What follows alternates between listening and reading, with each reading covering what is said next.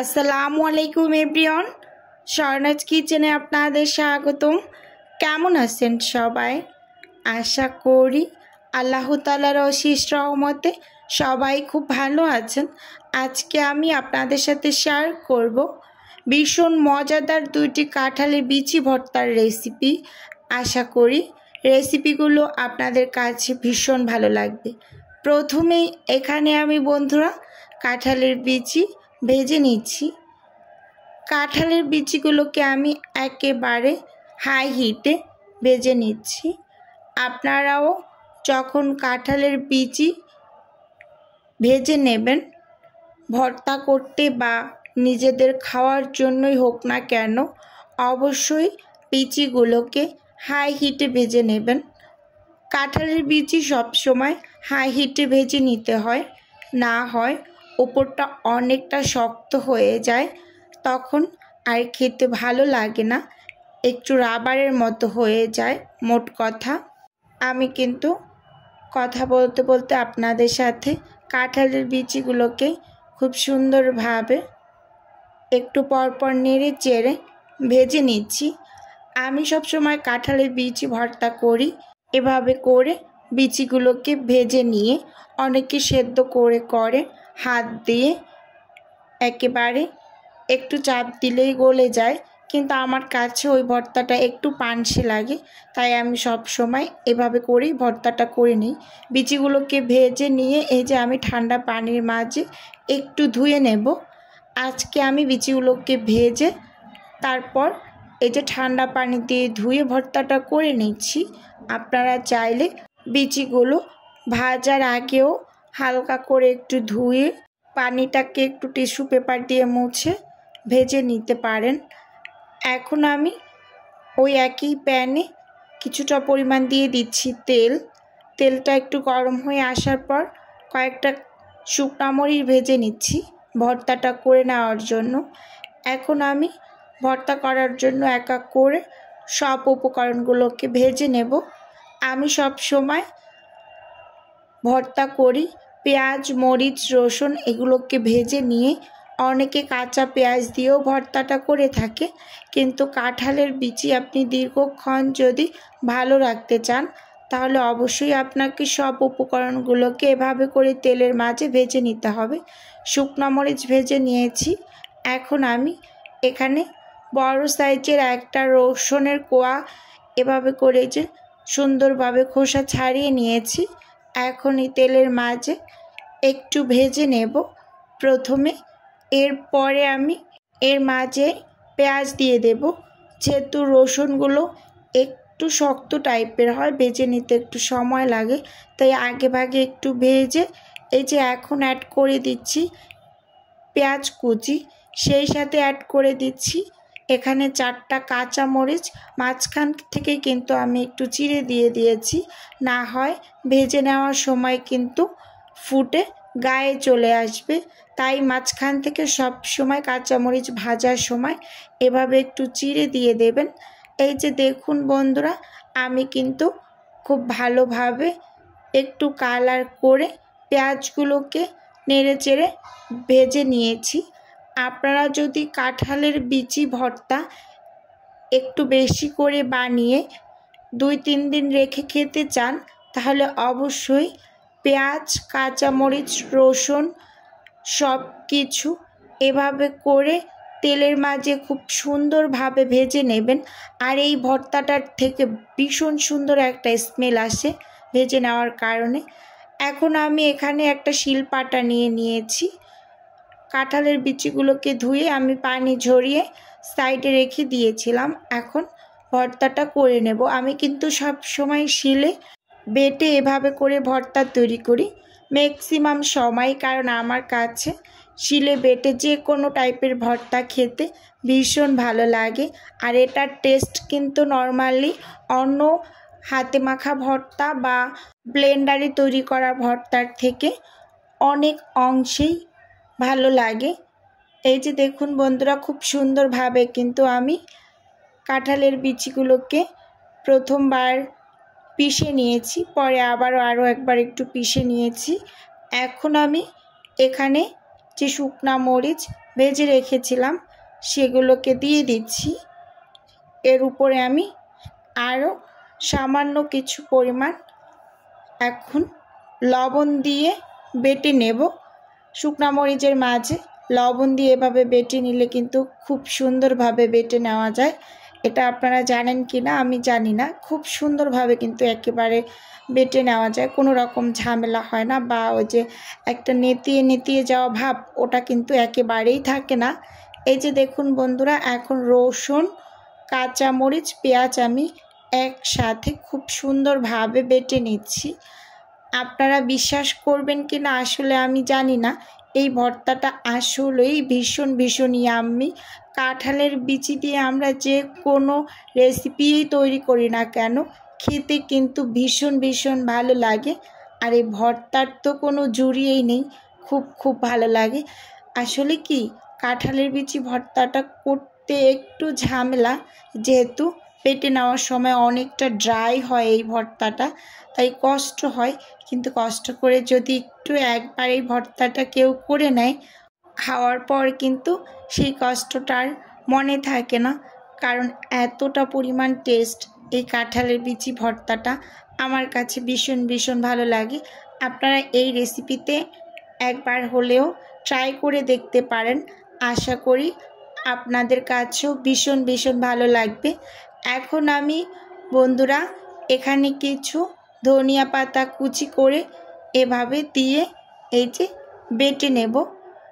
অনেকে কুচি করে হাত দিয়ে মাখিয়ে নেয়, একেবারেই এটা করবেন না বন্ধুরা। আপনারা এভাবে শিলে বেটে খুব সুন্দরভাবে মিক্স করে নেবেন, এতে করে খুব খুব সুন্দর একটা ফ্লেভার পাওয়া যায়, এত সুন্দর স্মেল আসে ভর্তাটা থেকে কি আর বলবো, খেতে ভীষণ ভীষণ ভালো লাগে। খুব সুন্দরভাবে আমি এই যে বেটে এখন হাত দিয়ে খুব ভালোভাবে একটু মেখে নিচ্ছি। এর মাঝে এই পর্যায়ে আমি অ্যাড করে দেব কিছুটা পরিমাণ সর্ষের তেল। আমি তো ভর্তায় সবসময় সর্ষের তেল খেয়ে থাকি, আপনারাও নিশ্চয়ই খান। অবশ্যই ভর্তায় তেল অ্যাড করে খুব ভালোভাবে এভাবে মেখে নেবেন। আমি কিন্তু ভর্তা করার সময় ম্যাক্সিমাম সময় এভাবে পাটায় বেটে ভর্তা করি, আবার একটু পাটার উপরে ভাত নিয়েও খেয়ে থাকি, কারণ এটা খেতেও ভীষণ ভালো লাগে। আর এদিকে কিন্তু এই যে আমার ভর্তাটা হয়ে গিয়েছে বন্ধুরা। এখন এই ভর্তাটা আমি একটা বাটিতে এই যে তুলে নিলাম। দেখুন মাশাআল্লাহ কতটা ইয়াম্মি লাগছে। এই যে আমি এখন আমার দ্বিতীয় রেসিপি শুরু করছি।